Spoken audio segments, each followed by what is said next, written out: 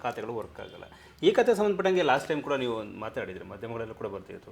ಎಲ್ಲಿ ತನಕ ಬಂತು ಈಗ? ಅದು ಕರೆಕ್ಟಾಗಿ ವರ್ಕ್ ಆಗ್ತಿದೆಯಾ? ಕಳೆದ ಏನಾದ್ರು ಬದಲಾವಣೆಗಳಾಯ್ತಾ ಈಗ? ಕಳೆದ 3-4 ವಾರದಿಂದ ಇವಾಗ ಈ ಖಾತೆ ಕೆಲಸ ಮಾಡ್ತಾ ಇದೆ.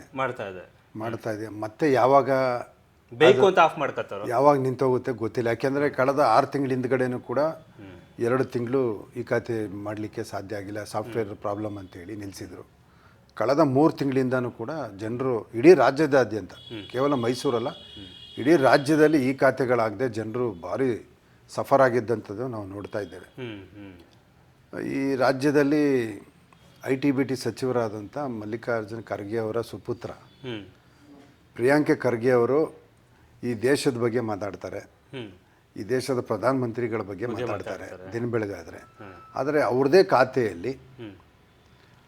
ಖಾತೆಯಲ್ಲಿ ಬರುವಂತಹ ಒಂದು ಈ ಖಾತೆಯನ್ನು ಸರಿ ಮಾಡಲಿಕ್ಕೆ 3 ತಿಂಗಳು ತೊಗೊಂಡಿರ್ತಕ್ಕಂಥದ್ದು. ನಿಮ್ಮ ಖಾತೆಯ ಮತ್ತು ನಿಮ್ಮ ಕಾರ್ಯವೈಖರಿ ಎಷ್ಟು ಮಟ್ಟಿಗಿದೆ ಅಂತಕ್ಕಂಥದ್ದನ್ನು ಅವರೇ ಪ್ರಶ್ನೆ ಮಾಡ್ಕೊಳ್ಬೇಕೀಗ. ಮಾತಾಡುವಂಥ ತಾವು ನಿಮ್ಮ ಖಾತೆಗೆ ಬರುವಂತಹ ಒಂದು ಈ ಖಾತೆಯನ್ನು ಸರಿ ಮಾಡಲಿಕ್ಕೆ ನೀವು 3 ತಿಂಗಳು ತಗೊಂಡಿದ್ದೀರಾ. ಬ್ಯಾಂಗ್ಳೂರು ದೇಶದಲ್ಲೇ IT-BT ಹಬ್. ಹೌದು, ಬ್ಯಾಂಗ್ಳೂರು ಇಡೀ ದೇಶಕ್ಕೆ ಮಾದರಿ IT-BTಲಿ. ಹೌದು, ಬ್ಯಾಂಗ್ಳೂರು. ಇಂಥ ಬ್ಯಾಂಗ್ಳೂರನ್ನು ಇಂಥ ರಾಜ್ಯದಲ್ಲಿ ಇವತ್ತು ರಾಜ್ಯದಾದ್ಯಂತ ಕಳೆದ 3 ತಿಂಗಳಿಂದ ನೀವು ಈ ಖಾತೆಗಳನ್ನು ಮಾಡ್ಕೊಳ್ಳಿಕ್ಕೆ ಸಾಧ್ಯ ಆಗ್ತಿರ್ಲಿಲ್ಲ. ಈ ರಾಜ್ಯನ 10-15 ವರ್ಷ ಹಿಂದಕ್ಕೆ ತೊಗೊಂಡೋಗಿದ್ದೀರಾ ನೀವು. ಯಾಕೆ, ಏನು ಕಾರಣ ಆಗ್ತಾ ಇದೆ? ಆ್ಯಕ್ಚುಲಿ IT-BT ಸಚಿವರಾಗಿ ಅದು ಬೇಕಾದ ಸಂಪನ್ಮೂಲ ಇವರು ಸರಿಯಾದ ರೀತಿಯಲ್ಲಿ ಸಾಫ್ಟ್ವೇರಲ್ಲಿ ಅದನ್ನು ಯಾವ ರೀತಿ ಅದನ್ನು ಪ್ರಿಪೇರ್ ಮಾಡಬೇಕು ಅಂತಕ್ಕಂಥದ್ದು ಇವರಿಗೆ ಇದಿಲ್ಲ. ಇವರು ಸರ್ಕಾರದಿಂದನೇ ನಾವೇ ಮಾಡ್ತೀವಿ ಅಂತಕ್ಕಂಥ ಪ್ರತಿಷ್ಠೆಯಲ್ಲಿ ಹೋಗಿರ್ತಕ್ಕಂಥದ್ದು.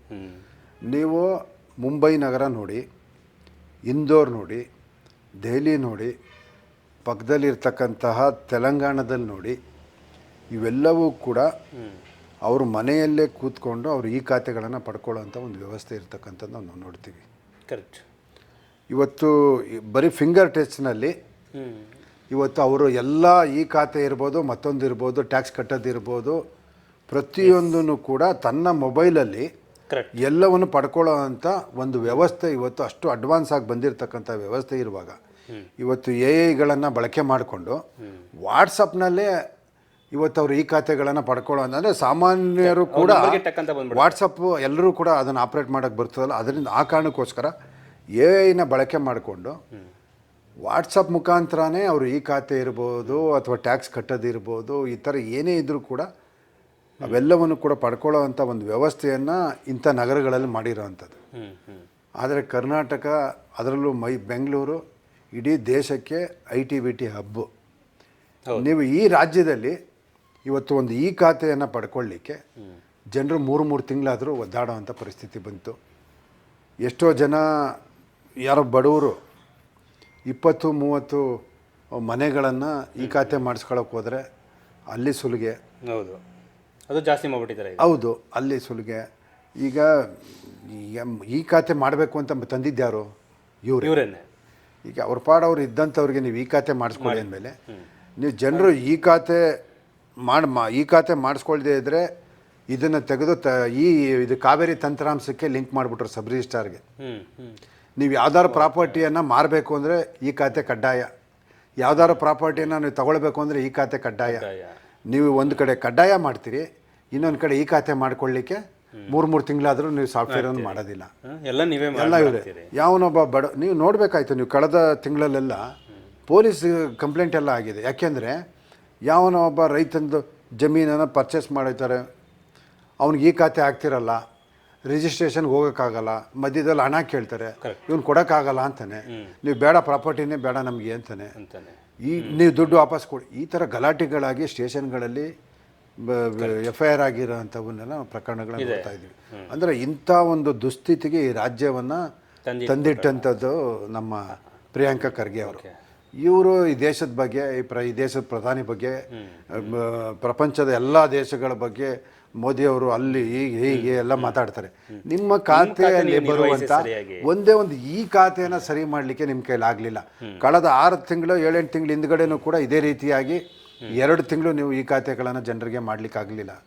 ಮತ್ತೆ ಈಗ ಕಳೆದ 3 ತಿಂಗಳಿಂದ ನೀವು ಈ ಖಾತೆಗಳನ್ನ ಜನರಿಗೆ ಕೊಡೋಕ್ಕಾಗಲಿಲ್ಲ. ಈಗ 1 ವಾರದಿಂದ ನೀವು ಮತ್ತೆ ಈ ಖಾತೆಗಳನ್ನು ಮಾಡಲಿಕ್ಕೆ ಅವಕಾಶ ಆಗಿರ್ತಕ್ಕಂಥದ್ದು. ಓಕೆ, ಮೈಸೂರು ನಡೀತಾ ಇದೆ, ಚೆನ್ನಾಗಿ ನಡೀತಾ ಇದೆ. ಈಗಲೂ ಕೂಡ ಈಗೇನು ಮಾಡ್ತಾ ಇದ್ದಾರೆ ಇದನ್ನು ಕೂಡ ಸರಿಯಾದ ರೀತಿಯಲ್ಲಿ ಮಾಡ್ತಿಲ್ಲ ನನಗಿರೋ ಮಾಹಿತಿ ಪ್ರಕಾರ. ಈಗಲೂ ಕೂಡ ಮತ್ತೆ ಇದು ಸಮಸ್ಯೆ ಆಗ್ತದೆ. ಇದು ಬೇಕು ಅಂತ ಮಾಡ್ತಿರೋದು ಇಲ್ಲ, ಇವರು ನಾವೇ ಏನೋ ಮಾಡಿ ಸಾಧಿಸ್ತೀವಿ ಅಂತಕ್ಕಂಥ ಭಾವನೆಯಲ್ಲಿದ್ದಾರೆ.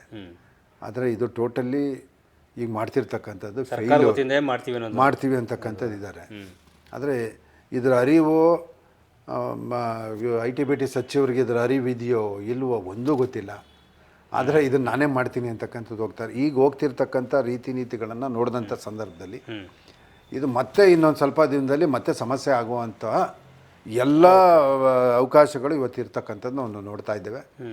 ನಾನು ನಿಮ್ಮ ಮುಖಾಂತರ ಏನು ಒತ್ತಾಯ ಮಾಡ್ತೀನಿ ಅಂತಂದರೆ, ಇಂದೋರ್ ಇರ್ಬೋದು, ಮುಂಬೈ ಇರ್ಬೋದು, ನೋಯ್ಡಾ ಇರ್ಬೋದು, ತೆಲಂಗಾಣ ಇರ್ಬೋದು, ಇವೆಲ್ಲವೂ ಕೂಡ ನೀವು ಗಮನಿಸಿ. ಈಗ ನೋಯ್ಡಾ ಮತ್ತು ಮುಂಬೈ ಇಲ್ಲೆಲ್ಲ ಒಳ್ಳೊಳ್ಳೆ ಕಂಪ್ನಿಗಳು ಬಂದು ಕೆಲಸ ಮಾಡ್ತಾಯಿದ್ದಾರೆ.